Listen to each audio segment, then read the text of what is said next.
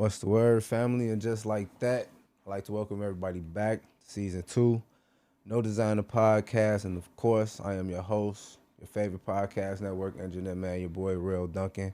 And as usual, on the boards, I got my boy Precious with the perspective. And we are back in the lab, man. So, like I say, I've been cooking up and it's been going down on the network, man. It's been going down on the podcast. I done had a lot of A-list celebrities, man. I done had a lot of people on here. It's growing. Everybody's showing me a lot of love. I want to say thanks to everybody that's been reaching out, man. I got hella spots. I ain't letting up. It's foot on neck. So, like I say, I like to welcome everybody back. Season two, No Designer Podcast, and it's as usual. I got a guest with me. Somebody who I find is knowledgeable. Happens to be one of my homies, my boy. You know, Also one of the members on the network. Been branding, been doing this thing. Also, store owner, well past store owner. So we're gonna get off into that. So before we dive into it, I'm gonna let him introduce himself. what's the word, y'all? Rich. Y'all know me as Jones. Boy John. Instagram handle 7 Day Weekends. That's the number 7 Day Weekends with two Z's. Uh, Outliers. That was my brand. We did. Hey, that was a good time. We had a hell of a time. Former store owner. I opened up a brick and mortar. For sure. Y'all know that, but we'll get into the details of that later. Started out online. Before it was online, started out at my trunk. Out the Oh, trunk. the trunk. Started out in the basement. There You you know, so go. we built up to a brick and mortar. And I'm gonna share that journey with y'all. Answer some questions and let's get into it. So where they can find you at? Facebook and Instagram. Just Instagram. Y'all can hit me Instagram. on Instagram. 7 Day Weekends. The number 7 Day Weekends with two Z's. Okay. Let's go. We're gonna get right into it. So Outliers. Yep. As y'all can see, My boy got it on.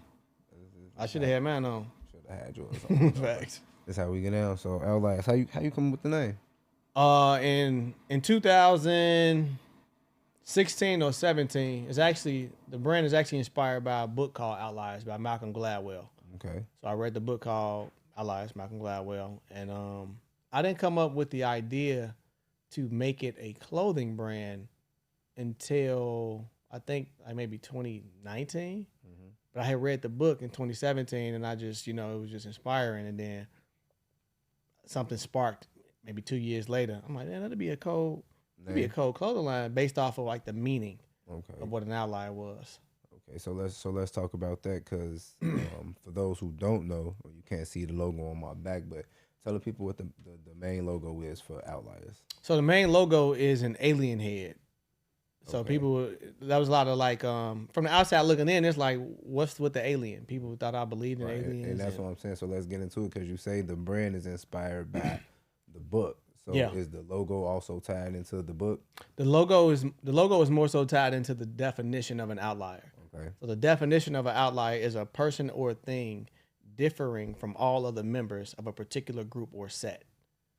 What better thing than an alien? You know what I'm Yeah, saying? from It's us. different from a particular group. Like an alien is an outlier in itself. Okay, cool. You know what I'm saying? Facts. So what is the book about? The book is actually about success stories of a bunch of different people who we feel are outliers. If you watch ESPN, First Take, any sports network, you'll actually hear, if you pay attention, you'll hear announcers refer to the Kobe's, the Stephs, the LeBrons. They'll call them outliers. Okay. You know what I'm saying? The outlier, so they'll refer to them as those guys separate themselves from everybody else. So that's why they get called outliers. Okay, facts. So you say 2019 is when you decided to come up with the brand. So it was like, just like what? Like what made you decide like clothes is what I want to do right now? I actually thought with the definition and everything, I'm like, it'd be cool if it was like a clothing brand that represented people who feel like outliers. Okay. You know what I'm saying? People who identify themselves as they separate from everybody else. They kind of like on their own thing. You know what I'm saying? Because a lot of people is a part of a crowd. A lot of people are a part of the trend, the wave. And you have those outliers who they just be on some different shit. And I'm like, Follow you their know own what? wave. Yeah, follow their own wave or create their own wave. And I'm like, you know what? I want to make a clothing brand that represent those type of people. That's gonna be my audience, people who feel like that. Okay, Cool. So once you decided like, all right, I'm gonna come up with the brand, I'm gonna name it Outliers, and you decided what the logo was gonna be like. Where did you go from there? Like, what was your next step? Next step was make some shirts. Some Come up with a shirts. design. Okay. You know what I'm saying? So what And was your first logo or your first design? I actually got my first two T-shirts I ever made in a frame. Like I put them bitches in a frame Like because it's like so $2 bills. it's so, because it's so classic. So my first logo design was it was a black T-shirt, regular print, outliers across the chest in white, simple as that. And the second one, it said OTLR, like it's just an abbreviation, outliers, and it said OTLR apparel. And that font was a little different. It was like kind of curved. And those were my very two first shirts I made. Yeah. So you just kept those two. Yeah, I had a guy. It's so funny. He came into my store when I had the store. I'm jumping ahead a little bit, but he came in the store since we talking about those shirts. He remembered when I had first started, but he never got a chance to buy that shirt. He seen I had it framed, and he like, what size shirt is that in the frame or whatever? I'm like, nigga, don't even think about it. He like, bro, I give you $500 for that bitch right now. I mean, he wanted it. I'm like, nah, I'm cool. Nah, that wasn't cool. Okay, so now you say you started. Them was the first. Those were the first two shirts. Yep. So you ran with like a package of those, or like? Nah, those were individually. So I think I made, how many of those shirts I made? Maybe 10 or 15 in like each size. So 10 times, 550 plus another. So probably maybe like 70, close to 70 some shirts. Right. 140 because it was two. Yeah, it's two colors. So at this stage of it, at the beginning stage, where you getting your shirts from, or like how are you going about like? I'm getting my shirts at that time. I think it was S&S Activewear. Mm-hmm. S&S Activewear. S&S Activewear. Yeah, for sure. Made that account. You know what I'm saying? Definitely still out here. Mm-hmm. Okay. S&F Act. Oh, I forgot. So in 2017, when I read the book, even though I told y'all in 2019 I started it, in 2017 I bought the LLC and all the business shit. For Outliers as a clothing brand. I didn't start making clothes until like 2019. Right. So that's what I was saying when I meant like so you decided you was gonna make this shit clothes in 2017. Absolutely. So you did all the logistics. So let's talk about that then. Like, so what did you do as far as like legalizing Outliers before, just to maintain it? Because obviously you was like, okay, this is something that I want no matter when I decide to do it. Mm-hmm. I'm going to just take it. I'm going to legalize it. I'm going to have it right here in my back pocket for whenever I decide to get busy on it. So what steps did you take to like make sure like Outliers was yours whenever you decided?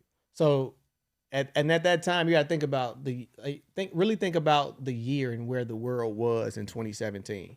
Like entrepreneurship had just really started to be socially acceptable. I really want to say that's actually a perfect time. Because I remember I was entrepreneur back in like 2014, 15, and it wasn't like that. You know what I'm saying? So during that time, I'm learning. It's not, all the gurus ain't on Instagram just yet. Ain't nobody telling you go get the LLC, go get the S Corp, them niggas ain't around just yet. You know what I'm saying? So I did do some research for myself. I'm like, okay, at the most basic shit, I need an LLC. I'm like, cool. So from that point, I'm like, I don't really know what to do. So I got the LLC, and now it's trademark time. So trademark time comes around, and I'm like, I bet I'm gonna trademark the name. That shit costs bread. That shit costs thousands of dollars. For sure. You know what I'm saying? And especially if you're trying to protect your shit worldwide. Yeah. Like, it ain't no. It's a different with trademark, because you can get your LLC, but that won't keep motherfuckers from stealing your name, stealing your likeness and all that type of stuff. So I feel like as minorities and young men and women who starting businesses who don't have the capital, who like you finna get it out the mud. In most cases, your best bet, whatever it is to just start. Yeah. Like I shouldn't have waited until let me get the LLC. Let me do this. Let me do that. Realistically, I could have just went and made my fucking shirts and got busy. And that money would start coming in, and then you kind of build you building it backwards. But what other options do you have coming from where we come from?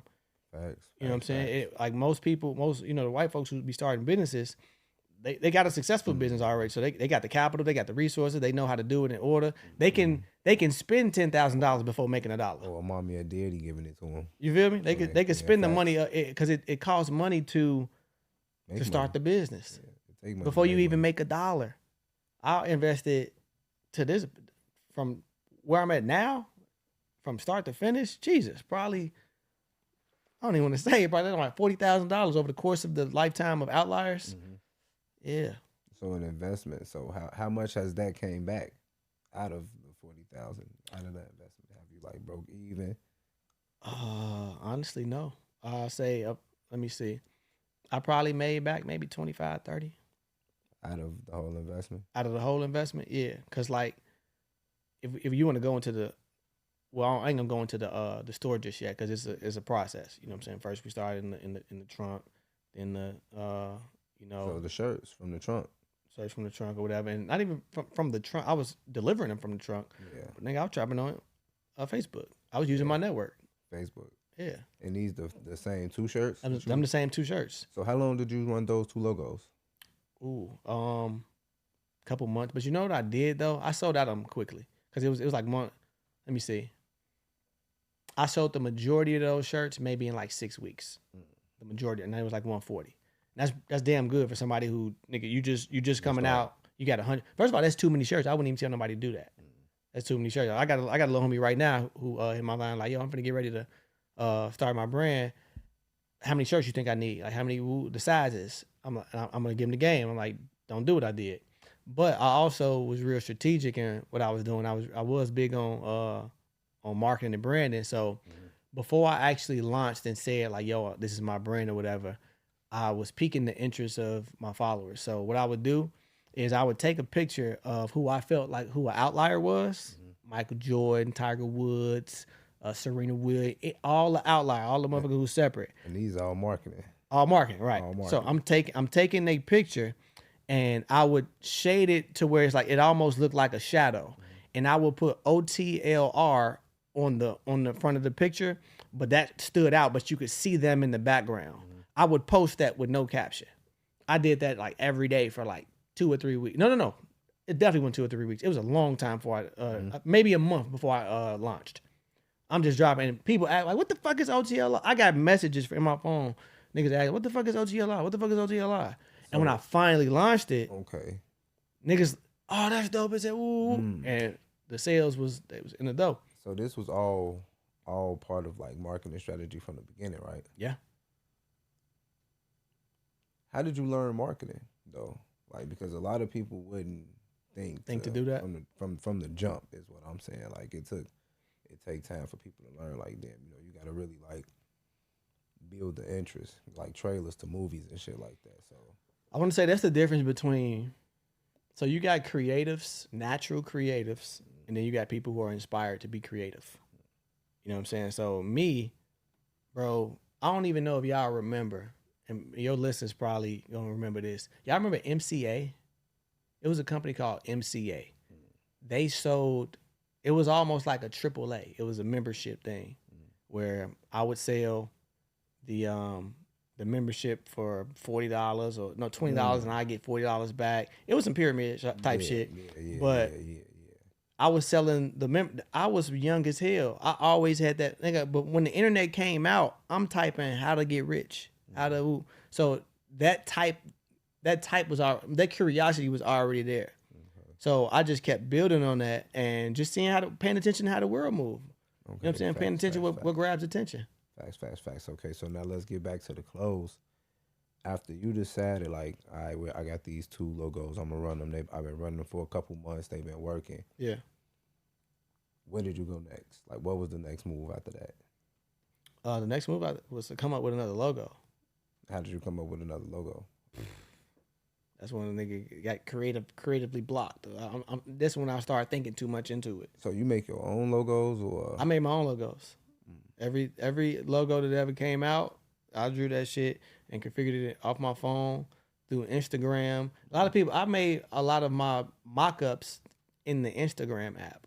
No software, nigga. I would Instagram and the UDoodle app. It's called UDoodle. I'm definitely giving y'all the game with the UDoodle. The UDoodle.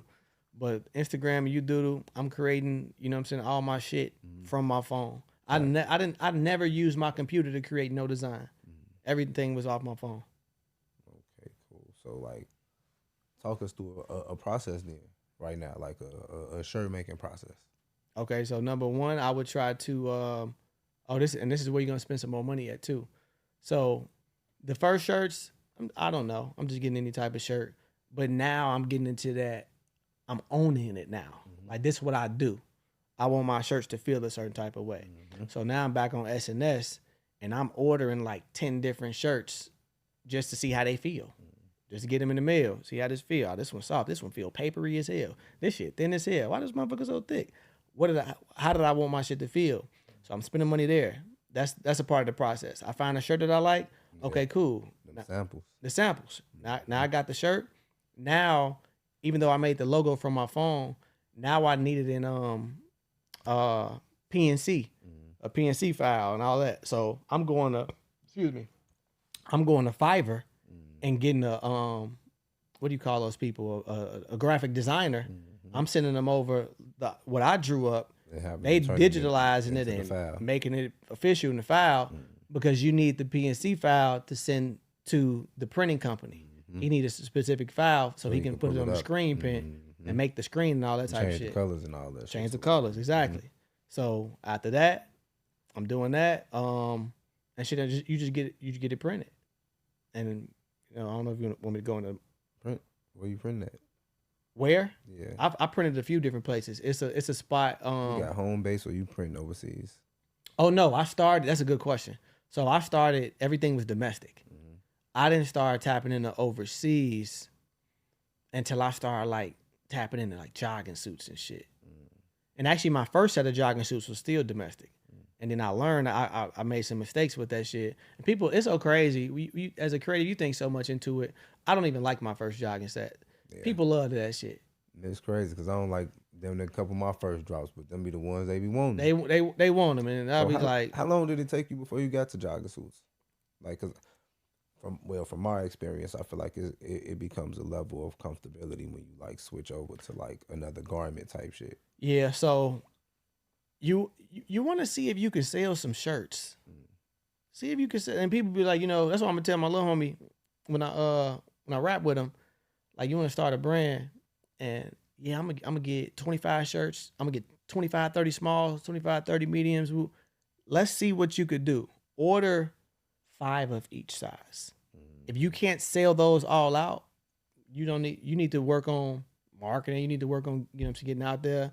Like, you should be able to, because it's levels in business where you start out, your supporters, the people who know you. If the people who know you not gonna buy this shit just because, nigga, you gotta figure it out. You gotta figure it out. You may need to readjust. Maybe it's the look of your brand. Maybe it's the meaning. Maybe it's, I don't know. But you should be able to get that off. Once you get that off, all right, come back, order a little bit more. Now you getting some customers. You know what I'm saying? I remember for the longest, I wouldn't even make 2XLs and nothing. For sure. I knew about 2-3 niggas who wore 2XL. And I had people reaching out to me like, yo, what about the big guys? What about the big guys? I don't have enough big guy customers. I'm not gonna waste that money because I got to be real. Right, I got to be real strategic with this shit. You know what I'm saying? Because it's pre-orders come in. Yeah, that too. And it's a buy and flip. Mm-hmm. Facts. So with that, so how do you go about like designing your logos? Do you like try to keep it like modern day style or like the trends and shit that's going on, or is it more like what you want to do, or is it like a mixture of both? I didn't really follow the trends with my brand because it was streetwear. It wasn't really designer. You know what I'm saying? Like, the people who was buying my shit, like who it was made for. And I started to learn this. It wasn't even us. Like, my customers, a lot of my customers, believe it or not, they was like white boys, they was skaters, they was, you know what I'm saying, people who ain't got shit to do with what we do. It's the alien. It's the alien. You know what I'm saying? But also and that's another thing I learned, I'm marketing that type of brand to us. You know what I'm saying? Us wasn't like, it wasn't really my customers. I had to learn that. Like, so how do you? So what I'm trying to say, do you do you think that the alien and sticking to that one specific logo kind of like gave your brand like a better chance of like longevity and like kind of like standing out type shit? Because I know like switching up logos and kind of it'd be kind of too much for people, but So I thought I the created. alien was like on point. Yeah, yeah. It was no alien at first. And I didn't really have my logo was just the words Outliers. Outlier, yeah. So the first logo I created, I only made one logo. First, I was one and done. Yeah. As soon as I made that shit, I'm like, this is the identity of the brand. The little alien man. Yeah, the alien head. I ain't switch it up after that. Facts. So speak to like now, like marketing now. Like let's fast forward. Like whoop, you done went through jogging suits. You done went from the trunk or selling them out to the trunk, doing Facebook marketing, doing the pull ups on people out your car full of boxes, you bagging and tagging in the crib. Yes. All home. Out of the crib. Bagging and tag. So after that process, after that stage, like where did Outliers go? So after that, now it's gonna get lit. Now it's gonna get lit. And my math might be off as far as the return on investment type shit. But because I'm thinking about the whole pop-up shop phase. So now I did a lot of groundwork. I'm touching the people and all of that. And pop-up shops are still touching the people. That's the best way to get your brand out there. But I started doing pop-up shops. And when I tell you, like, I was doing numbers at pop-up shops. And when I got in my head specifically, shout out to what's bro name who do Rush the Word? What's the name? It's over to C. Cody I Mack. was gonna say Cody Mack. Shout out to Cody Mack. He actually held like a Juneteenth event like on 40 Summit, Indiana. We in a parking lot. You know what I'm saying? This one niggas really started like celebrating Juneteenth for real. So we in like some school parking lot, got vendors out there. Long story short, I made $6,000 in that parking lot in like 3 or 4 hours. 3 or 4 hours. Like it went, and then everybody I'm talking to, hey, I'm making them follow my Instagram. Boom, I'm just building up my, you know what I'm saying, my shit. And I made a lot of money in pop-up shops. And once that money started coming through, I'm not sure if I had my website by then, but it probably came soon after. Now I'm making some money. Now I'm seeing some shit. Now it's like, okay, I damn near just sold everything I got. Now it's time to re-up. Let's buy some jogging suits. Let's buy some maybe in the easy sales, let's buy some hats. You know what I'm saying? Let's dabble a little bit. Okay, so now you went from that to that. So how many pop-up shops? Well, not even how many pop-up shops. How long were you doing pop-up shops? You still be fuck with them? Maybe a year. Probably like a year. Yeah. They don't really do pop-up shops no more. They don't. It's Shout out crazy Stu how that Dini, man. Queen disappeared. pop-up shop. Shit, I feel like Stu left. Sweats by Stu. She left Chicago and took pop-up shops with her. Man, like I'm like, what they? Like, I'm talking about. You could look on Facebook and find a pop. Like I used to go to them up all the time. Yeah. They ain't really around no more. Yeah. Shout out Stu. You left and took the pop-up shops with you. Man, where'd she go? She was to Dallas or some shit? I think so. Took the pop-up shop to Dallas. Shout out Stu, man. Sweats by Stu. We gonna get it back going though. For sure. Pop-up shops back. So now you did the pop-up shops. You got the website running. The money is coming. The income coming. You flipping everything moving. What crosses your mind to be like, okay, storefront time? Nothing. Wasn't on my mind. No storefront. No storefront. That wasn't on my mind at all. I might have, and we was talking off camera about vision boards and shit.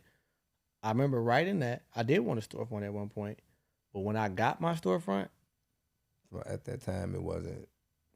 No, it wasn't even a thought. So I went to the guy who made one of my shirts, TJ's Sprint Shop in Lansing. Shout out to TJ. He helped me make some of my first shirts, right? So I remember I was linking up with him to pick up some shirts, and he was in a shop in Lansing. He's in his shop, and I'm just picking up my shit, chopping it up with him, and he like, yeah, I'm finna move a couple stores down, because they got more space down there. It's a bigger store. I'm like, oh, that's what's up. Woo. He like, you thought about getting a store or whatever? I'm like, I mean, not really, but you know, I want a store one day. He like, shit, I could holler at the landlord and shit, kind of, I could plug you on what he got me paying. Yeah. You know what I'm saying? It'll save him. If you move right in, right when I'm coming in, it'll be a smooth transition for him. He'll look out, whatever. Facts. And I'm like, just him saying that, it was like shit. It was like I just got pressed with a big decision to make. I'm like, and I was excited. I'm like, okay. I started looking. Now I'm in his store looking at how I wanted it to look. You know what I'm saying? At first I was just in there, but I'm visualizing now. You know what I'm saying? My imagination is running. And I'm like, okay, bet. Let me get back to you. Let me know how much the rent is. He told me. I'm like, okay, I could do that. I could do that with what I'm making now. Woo, woo. I'm like, bet. All right, tell him I want it. And probably like 2 weeks later, he like, yeah, I think he was moving out maybe like in a month, the end of that next month, and shit. The next month, I'm signing a lease. The keys to my first store. Facts. So now you done got the keys to this store, everything. How do you go about like product? Yeah. So items in the store. Yeah. So now you got this storefront to fill up. I did not have enough inventory to fill up a store or whatever. But also another important thing, what I had been doing, I had been building. Remember I told you I got the LLC had already. And then my personal credit was good. Now I'm starting. I was building business credit sure. in the process while I'm doing all of this, all the pop-up shops and all that type of shit. So by the time the opportunity came, I had the credit to go to banks and get the money that I needed to fill up that store. You know what I'm saying? Like it was perfectly aligned. You got to prepare for what you're asking for. It wasn't on my mind, but I knew the type of moves I wanted to make. I'm like, as soon as I got started, I'm like, all right, I'm going to eventually need business credit. I'm going to eventually need, you know what I'm saying, this. I got to make sure my personal credit is good because eventually the business credit ain't got no backing, no leverage. They're going to look at my personal credit. Like, all that shit was in order by the time, you know what I'm saying, my homie presented me with the store. Nice. So, Navy Federal hooked me up with a lot of money. Shout out Navy Federal. And at that point, you know, I just started making mistakes. Okay. Not fucking up not no dumb mistakes. Let's talk to But I'm thinking I'm doing, like, at the time, I'm like, these are the right decisions that I'm making. This is for my business. I'm investing. But had I had, you know, a mentor, I would have obviously done things differently. I'm building the boat while I'm in the water. And so, yeah, I'm buying inventory, and yeah, I probably was buying too much. Yeah, got ahead of myself. Didn't have a clientele for it. And then the. So how did you balance that? Like, so for a while, online and storefront, back and forth. Online was keeping me alive. My online sales was still good. I'm still selling shit through Instagram, Facebook, but when you think about the stores that's coming from my sale, and I'm gonna tell you this right now.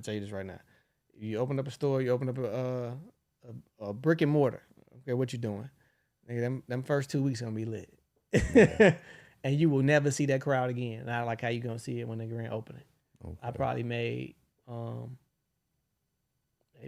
matter of fact, the first day I opened, probably made like maybe 13,000, and they bought up a lot of shit, so I had to re-up again. So, but this is what I'm not knowing.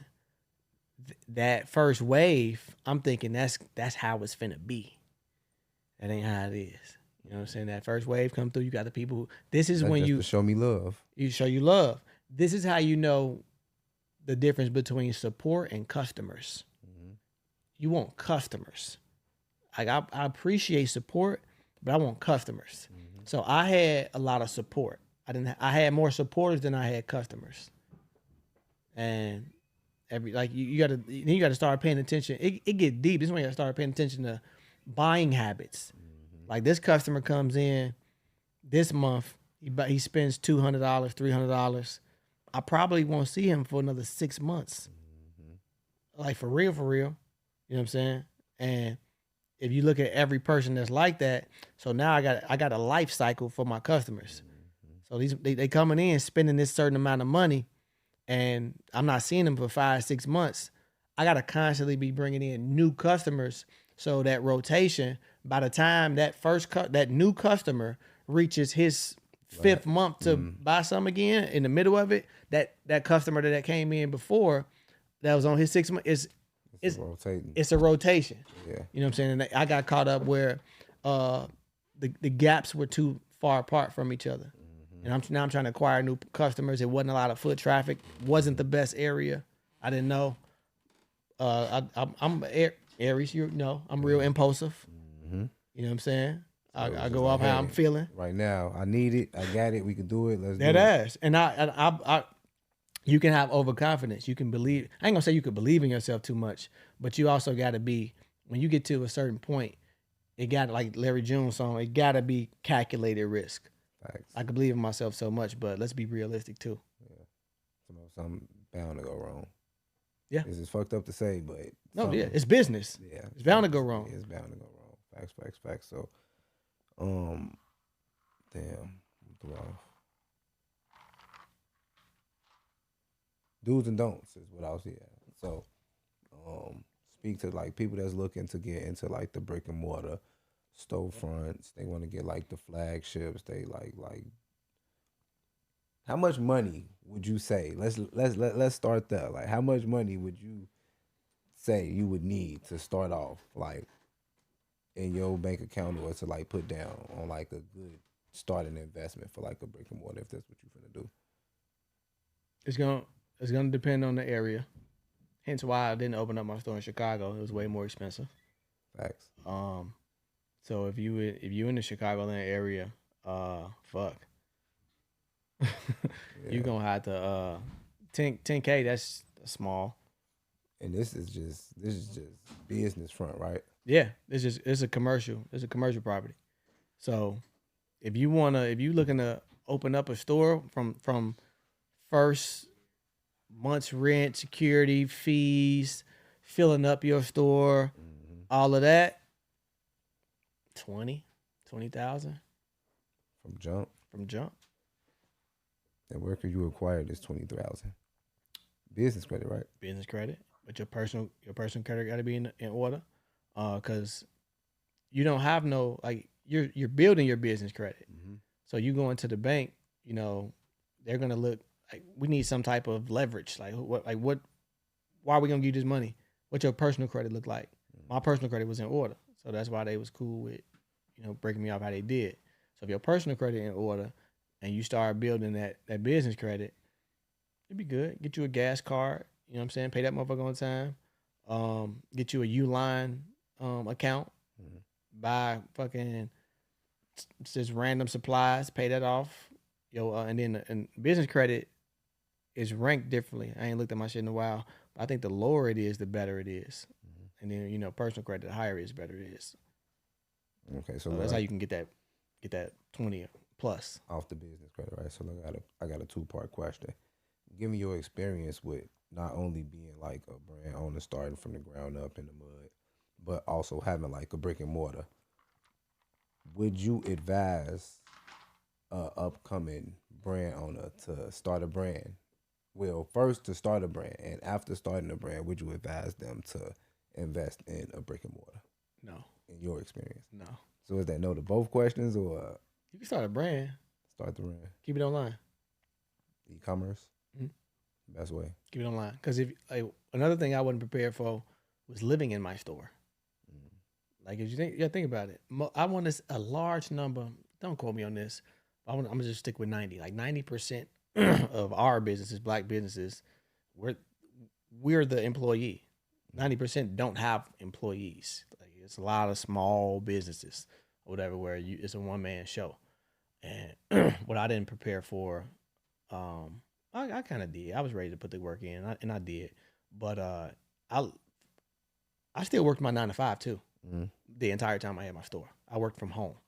So Monday through Friday, I'm getting to my store maybe 8 in the morning because I'm starting work, and I open up my store at 12. So from 8 to 4, I'm locked in on work. I'm trying to get as much done as I can at the job. So when the store open, I got that out the way. Now I can kind of focus on customers and all that type of shit.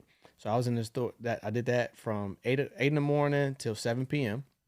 Then on Saturday, I did it from 12 to 7. I lived there. That's so different, you know. So wait, you did all this while also like ordering, making mock-ups, Yes. catching prints and samples, and how did you manage all that? So I ain't gonna lie, my biggest help, my homegirl Co. So and it's good. Like man, if you want to have success in your business, have a woman attached to that shit. Have a woman around. Like Is that a gym? You drop it? That's a gym. Have a woman. You have a not a girl, just a woman. Like not your woman, but Maybe just a woman in around. general. She's gonna add value. Like she really kept shit in order for me. Like she kept track of the inventory. Like I didn't really have to do inventory count. She would come in the store. She would count every last piece I had in there. She updated in the computer. And while she doing that, I'm working on the back end, the business side. I'm probably, you know what I'm saying, seeing what we need, making orders and stuff like that. So she was a big help in keeping things organized for me. Cause that part is so tedious. I didn't really fuck with that part. So she was there to like I delegated that to her. Right. So when you started doing like overseas manufacturers, like how did you build that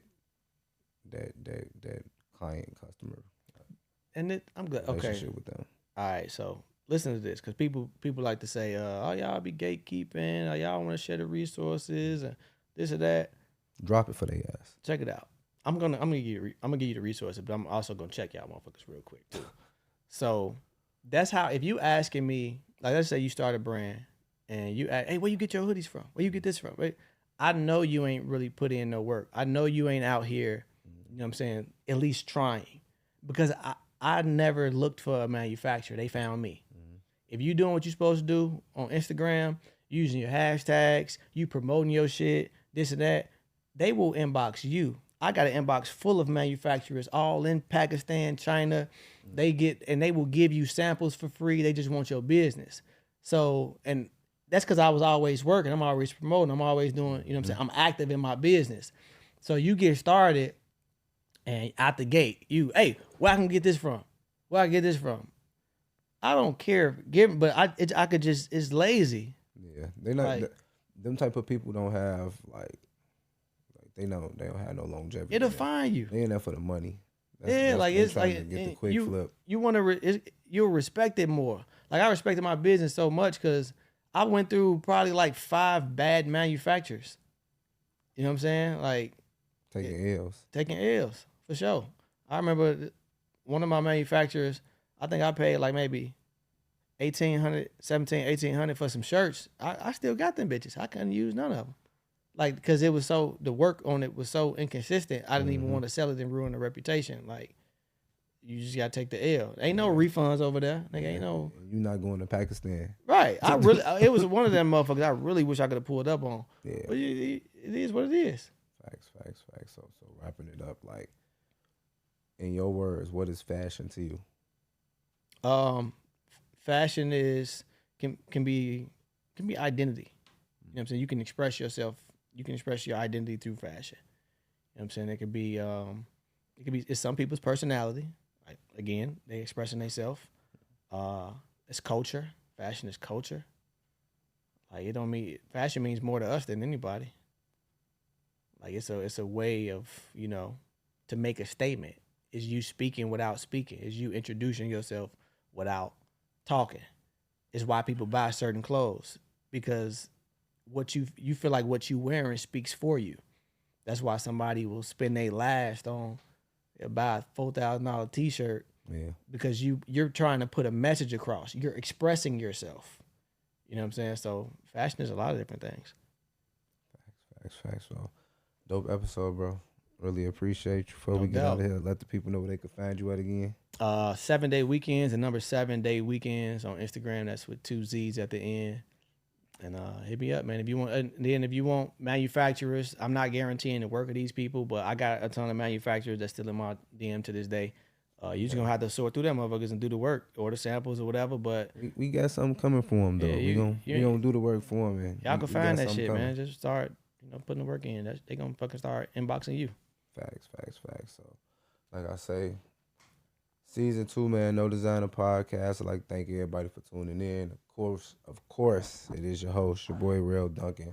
I got my boy Precious with this perspective in here. My boy Reg, 7-day weekends. Appreciate you for stopping by. No doubt, it's a pleasure. And we are out of the lab.